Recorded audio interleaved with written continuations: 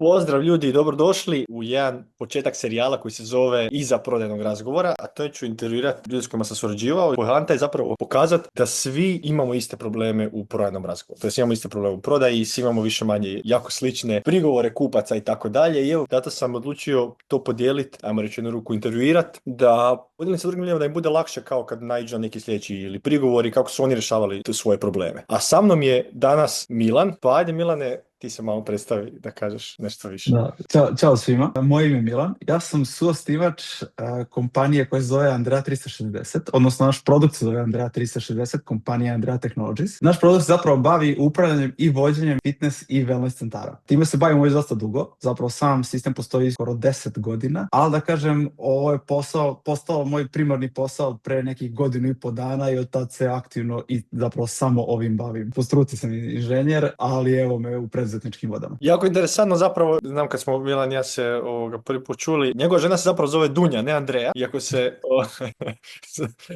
zove Andrea 360, ali čisto da on njih dvoje radi na tome, čovjek često zabuda, ali je to šaljiva stvar. Ovo je za sve one koji znaju da ima dobar proizvod, da ima dobru uslugu, ali se pitaju kao, ok, radim li ja nešto krivo, je li problem u meni? Pa zato je poanta da ovo podijelim. Pa ajde reći u kojoj si fazi bio prije, kad si krenuo prodavati, prije nego što smo uopće i prije i mene i kad si krenuo prodavati svoju uslugu. Kako je to izgledalo? Što je bilo ti najteže u tim situacijama što se tiče prodaje? Da, opet se vratim na ono šta sam ja zapravo po struci, za šta sam se školovao. To je sve bilo neko inženjerstvo, rešavanje nekih zadataka, nisu bili uključeni drugi ljudi. Ja sam dobio neki zadatak, ja ga rešim, isto tako i sa softverom bilo ok, znam šta je neki problem, napravim rešenje, ali da bi imali biznis mi to rešenje moramo da prodamo. To jest neko mora da kupi, inače nemamo biznis nego imamo samo neki hobi sa strane. Tako da je najveći problem bio da ja nikad nisam niti pitao nekog, niti mi je neko učio kako ja zapravo prodam nešto. Šta ja treba da ispričam, kako ja to treba da uradim. Da li je to sad za svaku sferu, za svaku nišu isto ili različito. Nisam uopšte imao nikakvu vodilju, nego sam jednostavno dolazio na sastanke, sami su se sastanci vodili. Nisu imali nikakvu agendu, nisu imali neka pravila, nego onako samo od sebe kuda i da razgovor i ne znam, nadao sam se prodaji na kraj. Bukvalno je tako bilo pre nego što smo počeli saradnju. Daj mi reći šta si pokušavao. Mislim da je to jako bitno ljudima koji slušaju. Šta si pokušavao i zašto nije radilo, na primjer? Zato što mislim da sam više pokušavao da možda hvalim nas kao softver i kao firmu. Mislim da to drugu stranu, ok, super, lepo je čuti da tako neke stvari, ali nisam se fokusirao na njihove probleme. Jer oni su spremni da plate novac ako im neko reši neki problem. I vjerojatno se desilo da smo u mnogo slučajeva prilikom izlaganja o firmi i o samom proizvodu pogodili dosta problema, pa smo zato zatvorili prodaje. Ali verujem da je veliki procenat prodaja koji nije bio zatvoren od strane nas, iako je tim ljudima trebao neki softver, iz razloga što se nisam fokusirao na to šta je njihov problem, šta ja njima mogu da doprinesem, njima kao lično ili kao njihovom biznisu. Mislim da je to bilo najveća problematika. Jel bi mogao sad izdvojiti samo možda jednu, dvije, neku situaciju, neke rečenice koje sad kad gledaš kao Bože me sad čuje šta sam pričao i šta sam radio, ako se možeš sjetiti? Uglavnom se bilo to da sam ja radio neki monolog, neku vrstu monologa. Sad, ukratko, ja se predstavim, oni se predstave, to traje 2, 3, 5 minuta. Krenemo na demo softvera bez da ja, na primjer, nešto njih pitam, šta njih muči. Ja otprilike znam šta je njihov biznis, pa ja nagađam šta su njihovi problemi. I tu krene u monolog koji je manje više svaki put bio isti. A ne možeš svaki put istu priču za svakog kupica da ispričaš. A sada da ima neka baš rečenica ili neka stvar, ne mogu u ovom trenutku da se setim. Ok, super. Znači, biti ono što je bilo je da si ti cijelo vrijeme pričao. Da.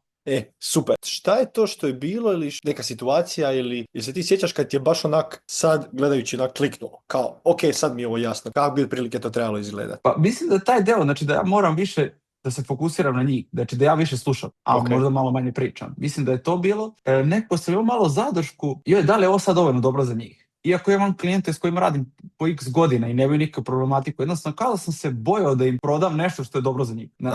To je bila neka stavka i nisam znao kada krenem zapravo u zatvaranje te prodaje. Ja završim svoju priču i kao to je to, oni kao super, ja super i više se nikad ne čujem. Šta ti u tim situacijama, šta ti sad tim situacijama pomaže?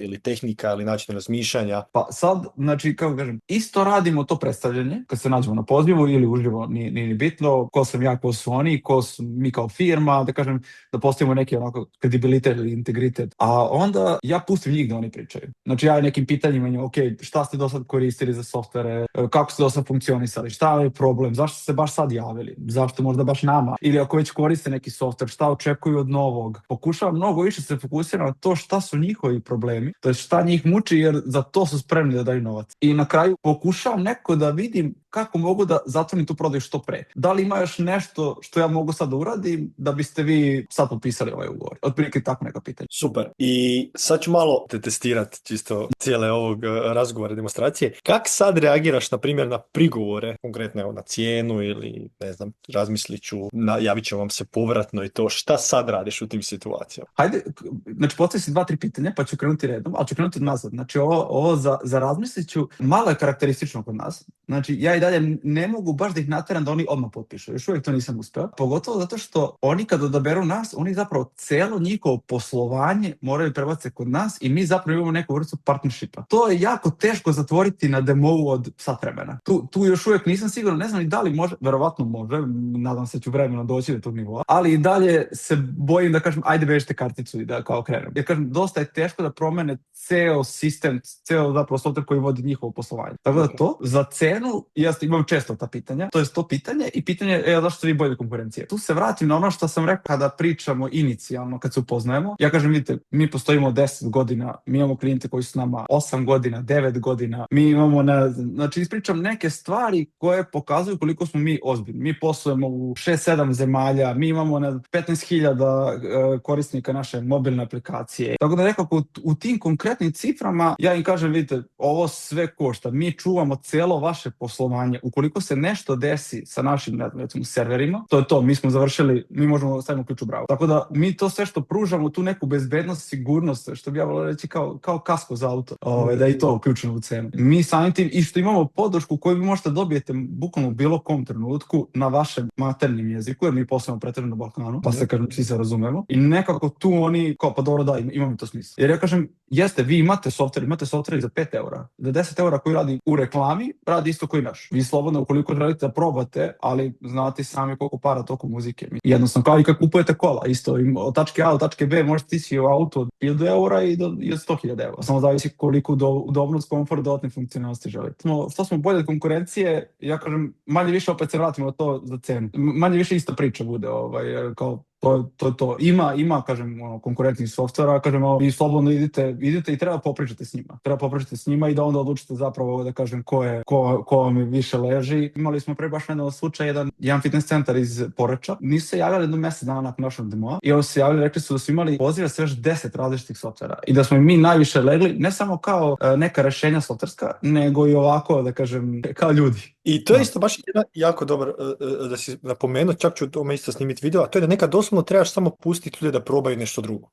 Nekad samo kontraefekt ukoliko ih nastaviš tickat, jer oni ne znaju šta ih još čeka. Znači, oni ne znaju koje se problemi čeka. Ma dobro, to ću ja riješiti ovako i onako. Ok, nema problema, probajte sami. Pusti 1-2 mjesec, nek proba sam, nek testira, nek vidi s drugima. Ako si dovoljno uvjeren u svoju u šta pružaš, u svoju uslugu, u svoj proizvod, pusti nek testira, da iskusi to sam, jer će ti biti puno lakše kasnije onda mu prodati, pošto je sad bilo tebi sa ovima iz Poreča. Ti njima više nisi morao prodavati, jer kad su vidjeli kak im je to bilo, to je to. Znači, sve mi je jasno. Taj dio nekad samo puštanja, kao nema problema, ovo probajte, vidite sami, testirajte, ukazuješ dozu samopouzdanja, kao nema problema, ja znam šta nudim, znam šta prodajem. I slobodno odite vi, kad vidite, doći ćete onda nama. I to je to. Sad, ovako za kraj, kako se sad osjećaš dok vodiš prodajni razgovor i kako si sad zadovoljan sa rezultatima vođenja općenito i prodaje svoje, na koji način to radiš? Rekao bih da je dosta više strukturirano. Mislim, ajde kažem, bilo je to donekle i pre, jel? Upoznavanje, ja radim demo i onda se možda čujemo, možda se ne čujemo. I to je neka struktura, možda ne radi posao, ali struktura. Ali sad malo bolje to, kažem, jer se i dalje fokusiram više na njih, pustim njihove probleme i uglavnom, evo ne znam koliko smo poziva odradili prošle godine, ja verujem da je bilo preko 100. Zaboravio sam baš, Dunja ima tačnu analitiku i manje više ti ljudi imaju slične probleme. Nebitno da li su oni Pilates studio, da li su oni neki wellness, spa, teretana, fitness centar, trening centar, svi oni manje više imaju slične probleme, tako da ja ih malo istražim pre nego što dođem na poziv i ja već znam šta će oni meni reći otprilike. Znači tu više nema neke prevelike improvizacije, samo je pitanje koliko je njima hit, na to se na kraju svodi. Da li im se žuri ili ne još ili rano, to više oko cene nema neke polemike. Vrlo malo ljudi je zbog cene reklo da im ne odgovara ili su možda tek počeli pa nisu sigurni za ulaganje. Ali da kažem, znači, ja njih ispitam, demo onoga šta je njima problematično, još malo pokušavam da vidim koliki je to njima problem, nekako da mi izmere to. Kada oni kažu, ok, ne možemo više da beležimo članove, ne možemo više da beležimo termine, ono kao, ok,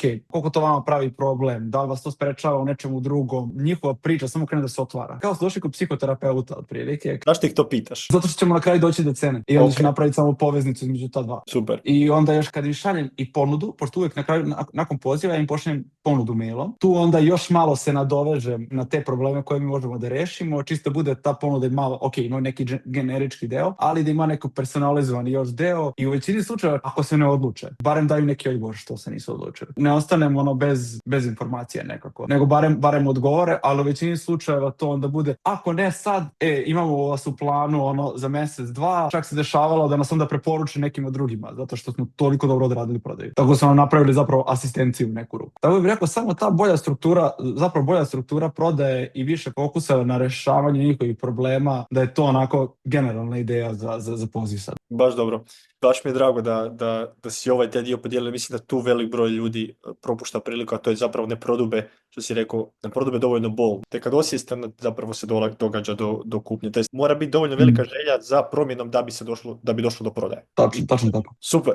Milane, hvala ti puno. Dobro si stvari rekao i mislim da će ljudima biti jako koristan ovaj razgovor. Za sve ostale vas koji gledate, imate ili fitness studio ili teretanu, javite se Milanu, na Andreja 360, Milanu i Dunji. Imaju stvarno super rješenje i mislim da ih jako velike stvari i lijepe stvari čekaju i jako dobro rade i jako lijepo rade i to je to, ljudi. Uživajte u stanju. Boro, hvala tebi što si mi pozvao, uvijek ću biti vrlo rado tvoj gost, tako da pozdrav svima. Pozdrav.